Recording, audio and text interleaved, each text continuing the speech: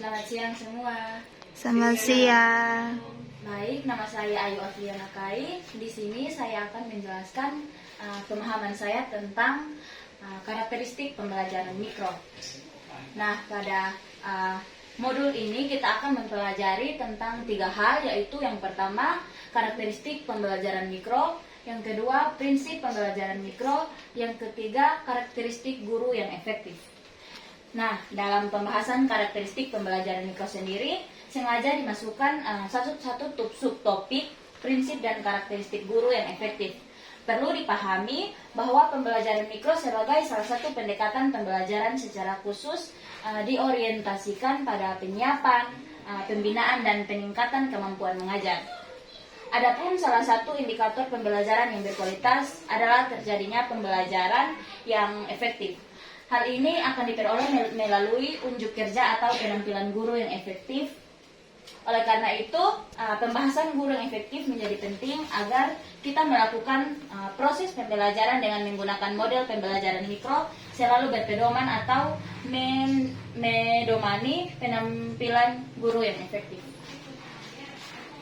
Yang berikut kompetensi yang diharapkan untuk dicapai pada modul ini, yaitu yang pertama karakteristik pembelajaran mikro, yaitu ciri-ciri atau tanda-tanda khusus sebagai identitas dari pendekatan pembelajaran mikro. Yang kedua, prinsip pembelajaran mikro, yaitu ketentuan-ketentuan pokok yang menjadi aturan atau pedoman dalam berlatih melalui pembelajaran mikro. Dan yang ketiga, karakteristik guru yang efektif, yaitu untuk mengidentifikasi ciri-ciri perilaku atau penampilan guru yang efektif dalam bimbingan proses pembelajaran. Baik, yang pertama di sini kita membahas tentang karakteristik pembelajaran mikro. Nah, salah satu kelebihan dari bentuk penyederhanaan melalui pembelajaran mikro, yaitu dengan berlatih hanya memusatkan perhatian pada jenis keterampilan tertentu saja. Setiap yang berlatih berusaha secara terkonsentrasi hanya melatih bagian-bagian tertentu sesuai dengan yang direncanakan. Demikian pula para pengamat atau pihak observer, ia hanya memusatkan perhatian dan pengamatannya pada jenis keterampilan yang sedang dilatihkan saja, sehingga dapat diperoleh gambaran yang jelas dan akurat mengenai tingkat keterampilan yang telah dikuasainya maupun kekurangan yang masih ada. Nah, bentuk penyederhanaan dalam pembelajaran mikro tersebut adalah merupakan ciri khas atau karakteristik utama dari pembelajaran mikro. Nah, sesuai dengan sebutannya, yaitu mikro, yaitu situasi dan kondisi pembelajaran yang disederhanakan atau dirancang dalam bentuk kecil.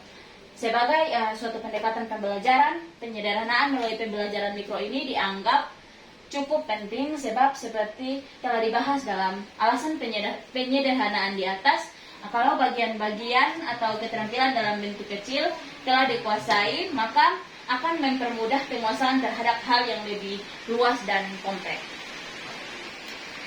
Baik, selanjutnya untuk lebih jelas bentuk penyederhanaan dalam pembelajaran mikro itu dibandingkan dengan pembelajaran biasa dapat kita lihat pada bentuk bagan yang tertera di sini. Di sini kita melihat bahwa pembelajaran biasa itu bentuknya lebih besar dan pembelajaran mikro itu lebih kecil atau bentuk yang sudah disederhanakan. Nah, dari bagan di atas menunjukkan bahwa pembelajaran mikro berbeda dari segi ukuran dibandingkan dengan pembelajaran biasa. Ukuran pembelajaran mikro nampak lebih kecil, yaitu untuk mengilustrasikan bahwa dalam pembelajaran mikro bentuk pembelajaran yang lebih disederhanakan. Tetapi walaupun bentuk pembelajaran sebenarnya atau real teaching hanya akan tetapi walaupun bentuk pembelajaran mikro bersifat sederhana atau mikro, tetap sebagai bentuk pembelajaran yang sebenarnya atau real teaching, hanya saja praktek mengajar melalui mikro teaching tersebut tidak dilakukan di kelas yang sebenarnya atau not real classroom teaching. Persamaan pembelajaran biasa dan pembelajaran mikro sendiri adalah pembelajaran yang mengajar yang sebenarnya atau real teaching dan bukan pura-pura mengajar.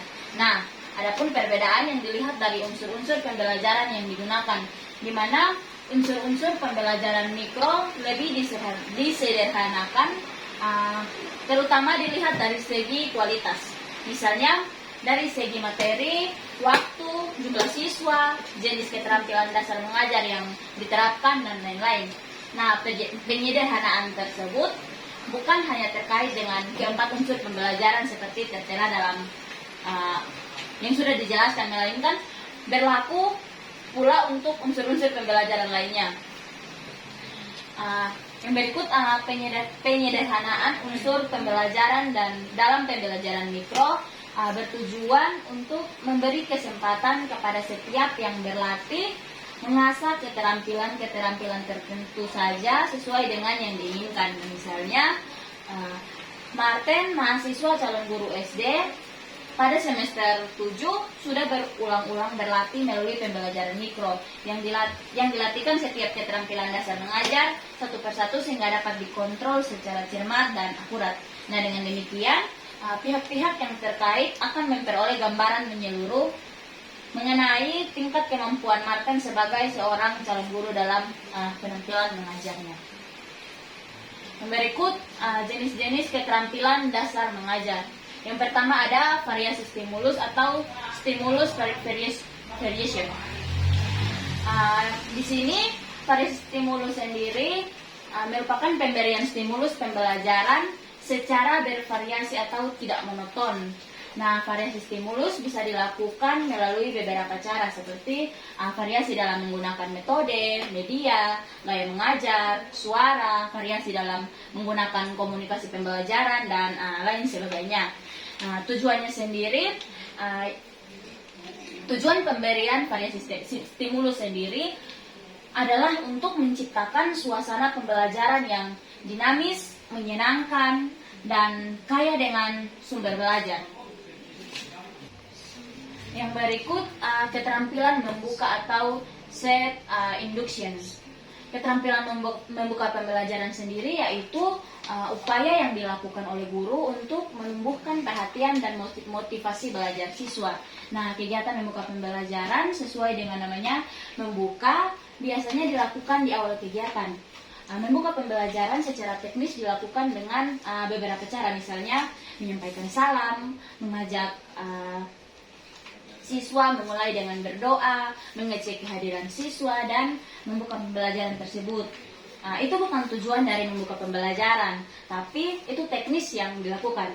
Nah, adapun tujuan utama dari kegiatan membuka pembelajaran oleh guru itu yang ditunjukkan pada umumnya menciptakan kondisi siap belajar atau pra pembelajaran.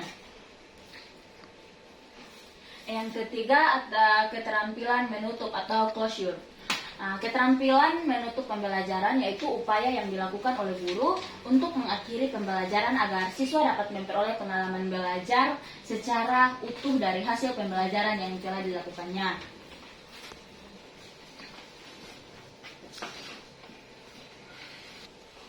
Yang keempat tentang penggunaan bahasa isyarat atau silence and nonverbal cues.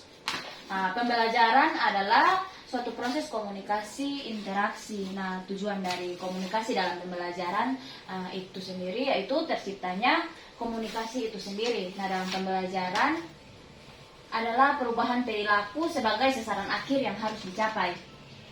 Sebagai suatu proses komunikasi untuk menciptakan suasana atau proses pembelajaran yang efektif, menyenangkan, kondusif, maka penggunaan bahasa-bahasa isyarat tentu dinilai akan menciptakan pembelajaran yang efektif. Misalnya dalam menggunakan komunikasi lisan, apabila seorang guru terus berbicara atau ceramah, menjelaskan materi dengan pembicaraan yang cepat tanpa henti, maka selain guru itu sendiri akan capek, juga pesan pembelajaran tidak akan tersampaikan karena itu tidak menarik perhatian siswa terhadap materi yang disampaikan. Sehingga sebaiknya guru sendiri memberikan selingan dengan penggunaan isyarat atau diam sejenak. Yang berikut, yang kelima itu memberikan penguatan atau reinforcement of student participation. Ini sendiri memberikan penguatan sendiri bertujuan untuk memberi penguatan sendiri yaitu pemberian respon dari guru terhadap aktivitas belajar siswa. Nah, tujuan dari pemberian penguatan yaitu untuk lebih meningkatkan motivasi belajar. Nah, bentuk penguatan yang bisa dilakukan dengan dua cara, yaitu penguatan dengan verbal dan non-verbal. Besarannya sama. Penguatan verbal dan non-verbal itu ditujukan untuk memberikan respon terhadap proses dan hasil belajar siswa, sehingga melalui respon yang disampaikan, guru siswa akan merasa diakui terhadap proses dan hasil yang dikerjakannya. Yang keenam, keterampilan bertanya atau fluence in asking question. Dalam setiap kesempatan atau kegiatan bertanya, kegiatan bertanya itu sering muncul. Sepertinya misalnya ketika kita berbicara atau berdiskusi dengan teman di lingkungan keluarga, di lingkungan masyarakat, di sekolah. Ketika pembelajaran berlangsung, pertanyaan sering muncul. Nah, fungsi dan tujuan dari bertanya sendiri itu pada dasarnya sama, yaitu untuk meminta jawaban atau untuk mendapatkan jawaban. Nah, penjelasan atau informasi yang diperlukan terhadap sesuatu yang belum diketahuinya. Dalam konteks pembelajaran, kegiatan bertanya atau menyampaikan pertanyaan untuk membuat siswa belajar. Oleh karena itu, bertanya atau menyampaikan pertanyaan perlu dipelajari dan dilatih agar menjadi terampil. Nah, dengan keterampilan bertanya, maka pertanyaan yang disampaikan akan merangsang siswa untuk berpikir, mencari informasi, dan berusaha untuk menjawabnya.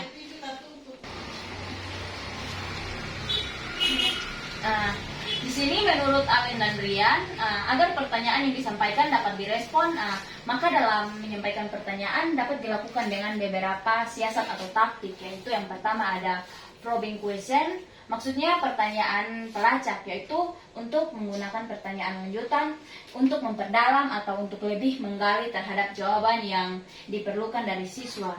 Yang kedua itu ada higher order question, maksudnya pertanyaan lanjutan, yaitu pertanyaan tidak lanjut yang diajukan kepada siswa untuk meningkatkan kemampuan belajar secara lebih analitis dan komprehensif. Yang ketiga ada divergent question, maksudnya yaitu pertanyaan yang berbeda, keterampilan untuk mengemukakan berbagai bentuk pertanyaan yang berbeda-beda terhadap suatu permasalahan yang ingin ditanyakan. Yang ketujuh ada keterampilan membuat ilustrasi dan contoh atau illustration and use of example. Ilustrasi dan contoh dalam proses pembelajaran sangat penting untuk memperjelas, mempertegas, dan mempermudah pemahaman siswa terhadap materi yang sedang dibahas. Nah, oleh karena itu, salah satu keterampilan yang dituntut harus dikuasai oleh gurunya, yakni membuat ilustrasi atau contoh. Ilustrasi atau contoh yang dibuat oleh guru itu harus relevan dengan konteks atau permasalahan yang sedang dibahas. Yang kedelapan, keterampilan menjelaskan atau lecturing. Keterampilan menjelaskan sendiri yaitu suatu keterampilan untuk mengkomunikasikan materi pembelajaran kepada siswa secara jelas, gamblang, dan lancar. Keterampilan menjelaskan sangat penting karena salah satu tujuan akhir dari pembelajaran adalah perubahan perilaku yang baik menyangkut dengan pengetahuan, sikap, keterampilan maupun pembiasaan. Nah, secara sederhana kita dapat berkesimpulan bagaimana perilaku siswa akan berubah sesuai dengan yang diharapkan jika materi yang dipelajarinya itu tidak dipahami. Adapun untuk diperolehnya pemahaman yang baik tergantung pada penjelasan yang disampaikan oleh guru. Oleh karena itu, terkait dengan pembahasan sebelumnya, untuk lebih memperjelas pemahaman siswa dalam menjelaskan lecturing, sebaiknya disertai oleh ilustrasi dan contoh yang tepat. Yang kesembilan yaitu competence of communication, yaitu pembelajaran adalah proses komunikasi. Komunikasi akan terjadi jika unsur-unsur komunikasi, yaitu yang pertama ada pesan atau materi, yang kedua ada pengirim pesan, yang ketiga saluran untuk menyampaikan pesan, yang keempat itu penerima pesan. Nah, keterampilan berkomunikasi itu adalah sangat tergantung pada kemampuan pengirim pesan. Nah, dalam menyampaikan pesan atau materi pembelajaran bisa dilakukan dengan berbagai jenis komunikasi seperti komunikasi lisan, tulisan, atau komunikasi isyarat. Oleh karena itu, setiap guru sebagai pengirim dan pengolah pesan pembelajaran mutlak harus memiliki keterampilan yang memadai dalam berkomunikasi. Yang berikut tentang prinsip pembelajaran mikro. Prinsip-prinsip umum pembelajaran mikro itu antara lain yang pertama prinsip perhatian dan motivasi, yaitu prinsip suatu aturan dan atau ketentuan untuk memusatkan pikiran dan seluruh kekuatan atau energi, yaitu termasuk perhatian dan motivasi untuk tertuju dan disalurkan pada kegiatan pembelajaran. Oleh karena itu, setiap guru dalam membimbing kegiatan pembelajaran harus mampu memusatkan, memelihara, dan membangkitkan perhatian dan motivasi belajar siswa. Tanpa perhatian dan motivasi yang kuat, sulit untuk memperoleh hasil yang maksimal. Yang kedua itu aktivitas. Nah, aktivitas sendiri adalah proses kegiatan yang aktif, baik aktivitas pikiran, fisik, sosial, maupun emosional. Nah, belajar pada dasarnya adalah proses aktivitas, bahkan dalam kehidupan sehari-hari kita sering dengar hidup adalah perbuatan atau aktivitas. Nah, mengingat pentingnya aktivitas, maka harus dijadikan ketentuan atau aturan yang harus dikondisikan oleh guru dan praktisi atau pendidikan pembelajaran agar kutipan aktivitas selalu terpelihara selama proses pembelajaran berlangsung. Yang ketiga itu balikan dan penguatan, yaitu pemberian respon terhadap proses dan hasil pembelajaran yang telah ditujukan oleh siswa. Nah, pemberian respon yang disertai dengan penghargaan atau hukuman atau reward dan punishment yang mendidik akan menjadi pemacu aktivitas dan semangat belajar siswa yang lebih tinggi. Yang keempat itu tantangan. Nah, tantangan sendiri merupakan pemberian stimulus yang dengan stimulus tersebut siswa akan tertantang sehingga muncul keinginan untuk mencoba melakukan aktivitas maupun bekerja untuk menjawab dan menghadapi tantangan tersebut. Nah, tantangan yang diciptakan dalam pembelajaran tentu saja disesuaikan dengan aktivitas pembelajaran. Misalnya, guru memberikan persoalan yang harus dipecahkan dengan menggunakan rumus-rumus tertentu, atau guru mata pelajaran harus menugaskan kepada siswanya untuk menghafal 5 madisohe yang bertema atau membahas akidah. Yang kelima, perbedaan individual. Nah, setiap siswa memiliki karakteristik yang berbeda-beda. Masing-masing siswa itu di samping ada yang memiliki kesamaan sifat, karakter, dan bentuk-bentuk kesamaan lainnya, tetapi ada juga yang perbedaan pula terhadap kebiasaan dan cara belajarnya. Oleh karena itu, pembelajaran kalaupun tidak bisa seutuhnya menyesuaikan dengan karakteristik setiap siswa, akan tetapi harus diusahakan agar kesamaan-kesamaan umum yang dimiliki oleh siswa bisa terlayani melalui pembelajaran yang didasarkan pada prinsip perbedaan individual. Adapun prinsip yang menjadi aturan atau ketentuan dalam penerapan pembelajaran mikro yaitu sebagai berikut. Yang pertama ada fokus pada penampilan, yaitu yang menjadi sasaran utama dalam pembelajaran mikro adalah penampilan setiap peserta yang berlatih. Nah, penampilan dimaksud agar perilaku atau tingkah laku peserta, guru maupun calon guru dalam melatihkan setiap jenis keterampilan mengajarnya. Yang kedua itu spesifik dan konkret. Nah, seperti dijelaskan di atas, jenis keterampilan. Misalnya berlatih membuka dan menutup pelajaran dilakukan secara tersendiri dan tidak digabungkan dengan jenis keterampilan mengajar lainnya dalam waktu yang bersamaan. Yang ketiga, umpan balik. Nah, prinsip ini yaitu proses memberikan balikan atau komentar, saran, solusi, pemecahan, dan lain-lain yang didasarkan pada hasil pengamatan dari penampilan yang telah dilakukan seseorang yang berlatih. Yang keempat, keseimbangan. Nah, prinsip ini terkait dengan prinsip sebelumnya yaitu umpan balik. Maksudnya ketika observer atau supervisor menyampaikan komentar, saran, kritik terhadap penampilan peserta yang berlatih, baik itu guru maupun calon guru, tidak hanya menyoroti kekurangan dan kelemahannya saja dari peserta yang berlatih tersebut. Yang kelima, itu ketuntasan. Ketuntasan sendiri merupakan kemampuan yang maksimal terhadap keterampilan yang dipelajarinya. Nah, apabila dari satu atau dua kali latihan ternyata didasarkan pada kesepakatan bersama, masih ada yang harus diperbaiki dalam menerapkan jenis keterampilan tertentu, maka semua pihak harus memfasilitasi latihan ulang sehingga diperoleh kemampuan yang maksimal sesuai dengan yang diharapkan. Yang keenam, maju berkelanjutan. Nah, maju berkelanjutan sendiri merupakan siapapun yang berlatih dengan menggunakan pendekatan pembelajaran mikro, ia harus belajar secara terus-menerus tanpa ada batasnya atau lifelong of education. Nah, ilmu pengetahuan dan teknologi terus berkembang. Demikian pula pengetahuan tentang keguruan dan pembelajaran setiap saat mengalami perkembangan baik kuantitas maupun kualitasnya. Menurut Muhammad Surya, yang harus ditanamkan dalam pendidikan keguruan yaitu apresiasi yang berkesinambungan terhadap jabatan, guru, dan guru-guru serta pihak lainnya yang dikuasai sehingga sumber pembelajaran. Ungkapan yang disampaikan oleh Muhammad Surya selain sejalan dengan prinsip maju berkelanjutan dengan prinsip tersebut, setiap peserta akan berlatih untuk tidak akan dihinggapi kebosanan, tetapi selalu berupaya belajar dan belajar untuk meningkatkan profesionalnya. Yang berikut ada guru yang efektif. Nah, pembelajaran pada dasarnya merujuk pada dua kegiatan besar, yaitu yang pertama kegiatan mengajar dan yang kedua itu kegiatan belajar sendiri. Nah, mengajar menunjuk pada aktivitas yang dilakukan oleh guru dalam mengelola lingkungan pembelajaran agar berinteraksi dengan siswa untuk mencapai tujuan pembelajaran. Nah, adapun belajar menunjuk pada aktivitas yang dilakukan oleh siswa dalam berinteraksi dengan lingkungan pembelajaran untuk mencapai tujuan pembelajaran.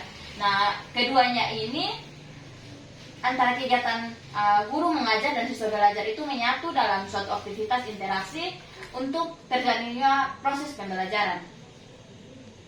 Betul. Di sini dijelaskan guru itu merupakan salah satu bagian dari tenaga pendidik. Sementara selain guru yang berfungsi sebagai tenaga pendidik, masih banyak lagi. Tentu saja setiap tenaga pendidik selain guru juga memiliki kewajiban yang sama untuk selalu meningkatkan kemampuan profesionalismenya. Hal ini penting karena kualitas pendidikan banyak dipengaruhi oleh sejauh mana mutu tenaga pendidiknya itu sendiri. Nah, menyadari betapa pentingnya meningkatkan mutu tenaga pendidik, maka dalam peraturan pemerintah nomor 19 tahun 2005 ditegaskan pendidik pada SD atau MI itu atau bentuk lain yang sederajat memiliki kualifikasi akademik pendidikan minimum diplomat 4 atau D4 atau sarjana S1. Peningkatan kualifikasi pendidikan yang dipersyaratkan untuk menjadi guru SD atau MI atau yang sederajat tentu saja berimplikasi pada harapan semakin meningkatnya efektivitas pembelajaran dan pendidikan yang pada umumnya. Nah, mengajar dengan orientasi untuk menciptakan pembelajaran berpikir menurut Better Crown pada tahun 1985 dalam Minasanjaya pada tahun 2006 dijelaskan meliputi upaya sebagai berikut.